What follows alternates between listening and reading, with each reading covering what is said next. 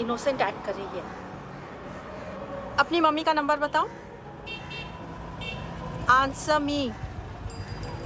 Ma'am please. अरे पता नहीं गोवा में क्या हो गया, जहाँ देखो बस यही कचरा। घूरो मत, तुम्हारे माँ बाप ने तुम्हें यही सिखाया है? हाँ बेटा बताओ, आपने इनका बैग चुराया है?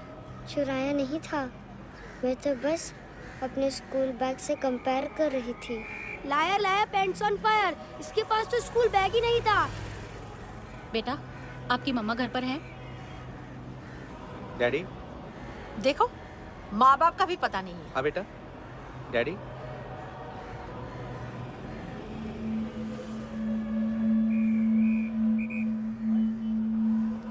वो आपकी डैडी है? Excuse me sir. अरे भाई साहब, ओ भाई साहब।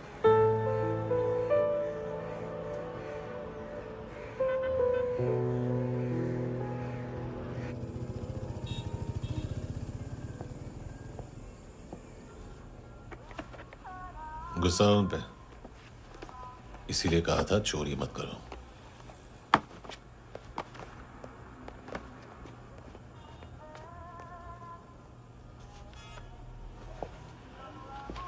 एक्चुअली उसने मुझे पे करने को कहा था। नेवर माइंड, बचपन में गलतियां करते हैं, फिर अपने आप सीखते हैं। सिर्फ पैदा करने से ड्यूटी खत्म नहीं होती। हमेशा अकेले देखा है उसे। उसको अपना वक्त दो, उसके साथ आया करो जैसे बाकी डैडीज आते हैं, and she will be fine.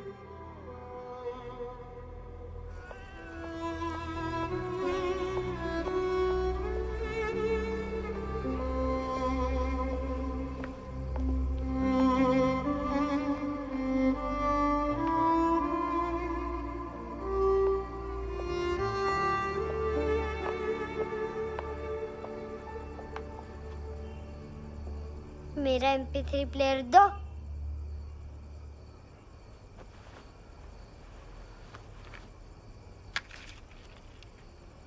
Handsome, देने के लिए पैसे नहीं है, लेकिन ये लो, बहुत प्रेशियस है, सबको बचाता है। अगर तुम्हारे पास रहेगा तो तुम्हें कोई कुछ नहीं कर पाएगा।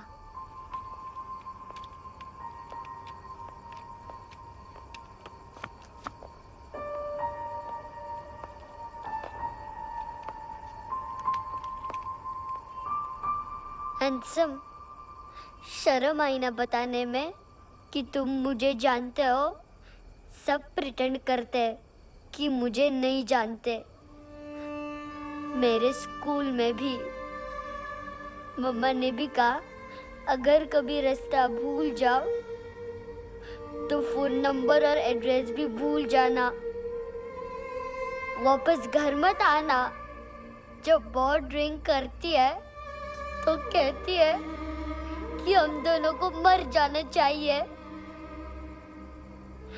मैं उस मोटी पर गुस्सा नहीं थी, उसने तो सिर्फ मुझे मारा। लेकिन तुम तो उससे भी बुरे हो। लेकिन मैं तुम्हें हेट नहीं कर सकती।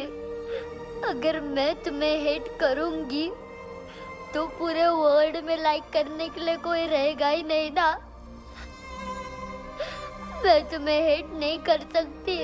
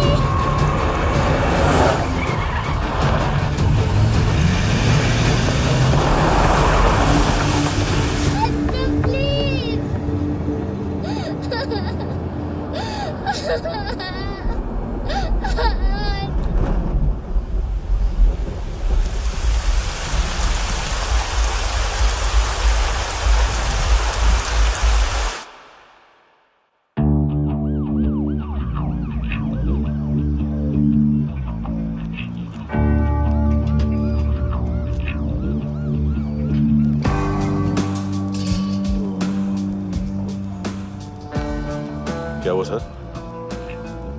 कपड़े नहीं उतारे, बाकी सब उतार दिया। चाहिए क्या? गोवा साफ चाहिए।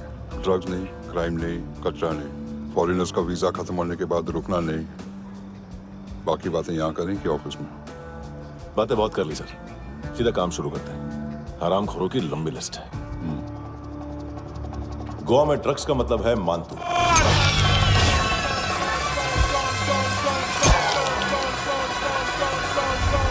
माल लाने वाला, डिस्ट्रीब्यूट करने वाला और पेडलर्स का पूरा रैकेट संभालने वाला यही है।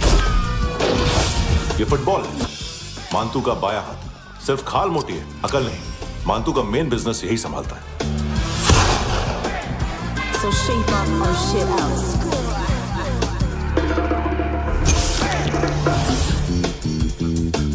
एडविन, इसको सिर्फ हम लोग जानते हैं। ये स्ट्रीट लेवल डिस्ट्रीब्यूशन संभालता है,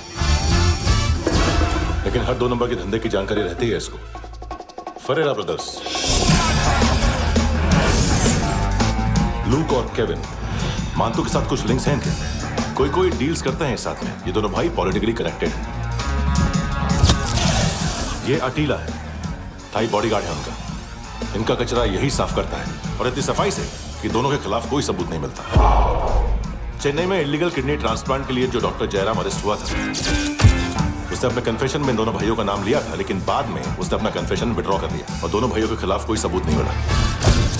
ओवरस्टे करने वाले और वीजा एक्सटेंड करने वाले टूरिस्ट आजकल एक और कार्टेल का शिकार हो रहे हैं। पॉन शॉप्स में चीजें गिरवी रख के या बेच के वो 2-1 दिन और गुजार लेते हैं गोवा में। जब पैसा वापस नहीं कर पाते तो ये फॉरेनर्स बिल्कुल मजबूर हो जाते हैं और पॉन शॉप ओनर्स और लोन शार्क्स के कहने पर ड्रग कार्टेल के लिए काम करना शुरू कर देते हैं या ऑर्गन हार्वेस्टर्स को किडनी बेच देते हैं।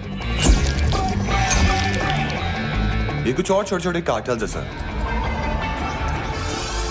बच्चों से भीख मंगवाने वाले, चाइल्ड प्रोस्टिट्यूशन और चाइल्ड ट्रैफिकिंग। और एक नाम सबसे ज्यादा उछल रहा है, कार्ला आंटी। ये आंटी छोटे छोटे बच्चों से भीख मंगवाती है। और हम लोग यहाँ आंटी अंकल के लिस्ट बनाते रहते। हम जर्नलिस्ट नहीं हैं, पुलिस वाले हैं संगोटकर। सर पुलिस वाले इससे तो हाथ बंधे हुए हैं। कभी आदमी की कस्टडी नहीं मिलती, तो कभी सबूत नहीं मिलता, तो कभी कोर्ट कन्फेशन नहीं मानता। सर सफाई चाहिए तो केस वाटर टाइट होने चाहिए और हाथ खुले। खोल दिए समझो।